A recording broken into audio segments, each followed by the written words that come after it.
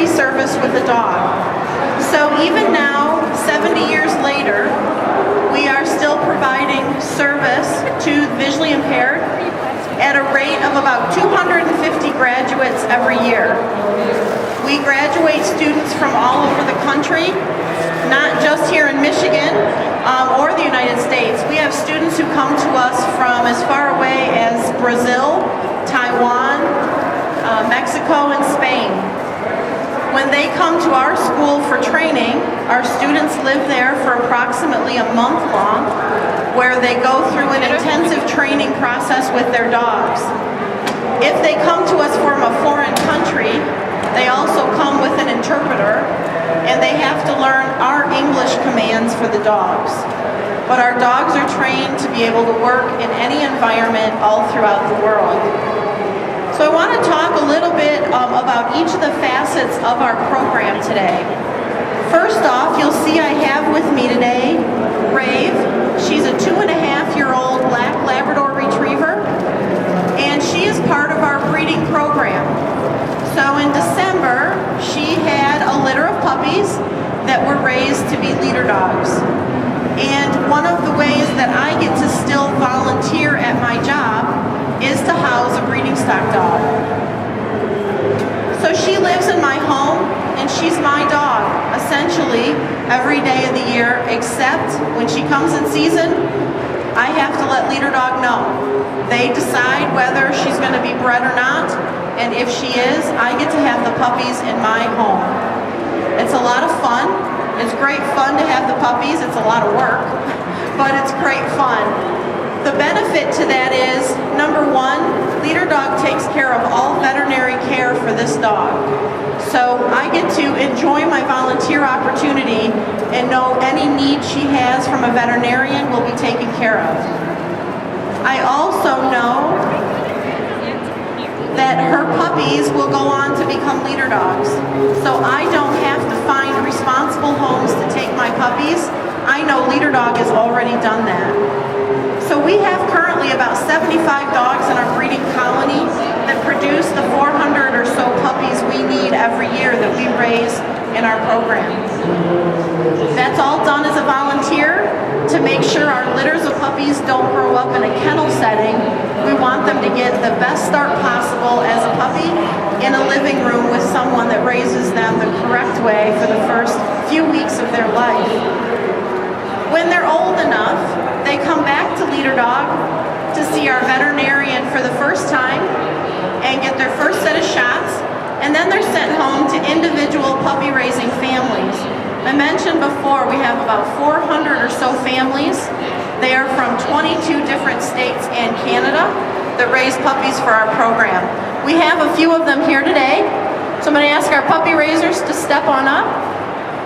So today we have closest to me, we have Anna Bajelica with her dog Evan, and this is her 5th puppy. Got it right this time. And next we have Janet McBride with Finn. This is her 4th puppy for Leader Dog. He's a golden retriever. And on the end we have Kristen Haddaz with her poodle Tootsie. And actually this is a puppy she borrowed for the day because it's important that our puppies learn to work for anyone, not just their puppy raiser. So she's spending the day with Kristen because her puppy's in season at home. And we're seeing how Tootsie reacts with someone new. Kristen and her family have also raised 4 puppies. We like to say in puppy raising, you know, it's kind of like eating a potato chip. You can't eat just one. When you raise a puppy, you can't raise just one. Most of our puppy raisers will raise more than one puppy in their life cycle with Leader Dog, and we're very proud of that people will raise puppies over and over and over for us. We've had puppy raisers raising as long as 35, 40 years of our program. And you think about that in a volunteer time, that's a year commitment over a span of 35 to 40 years. It's just an amazing commitment of our volunteers. So what these volunteers have done with these puppies, you look at them, they're all puppies. They're all under a year of age. Most people are always worried about how their puppies will react in public, right? So these puppies are here calm, quiet,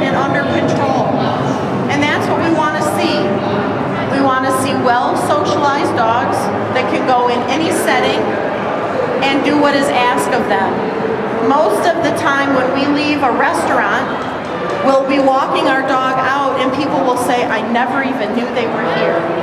That's a huge compliment for us to make sure that our dogs are quiet and under control. So we really take our hats off to the role of a volunteer puppy raiser.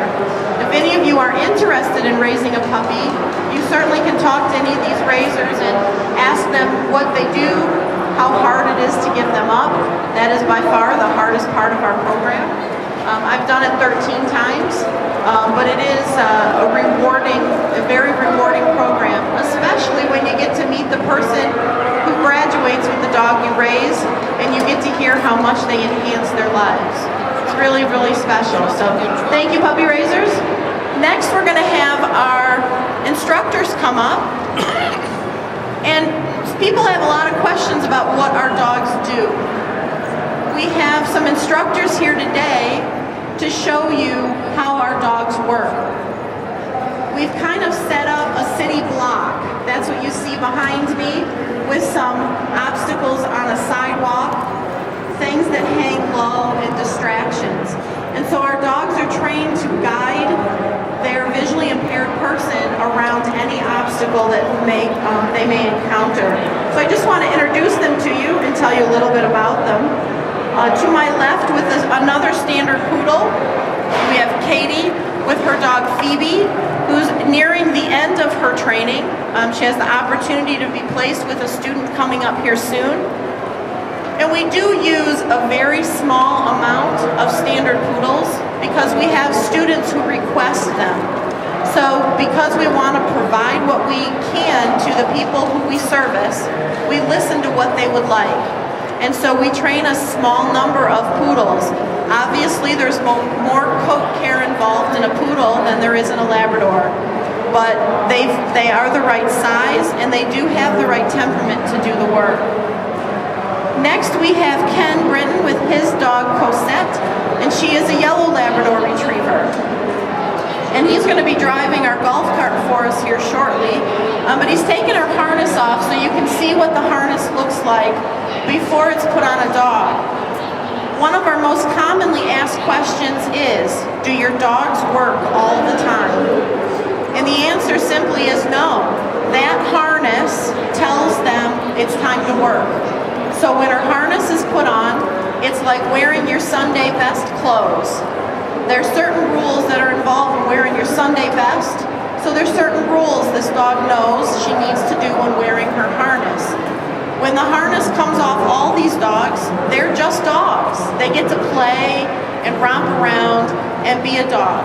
So they have their time as well. If they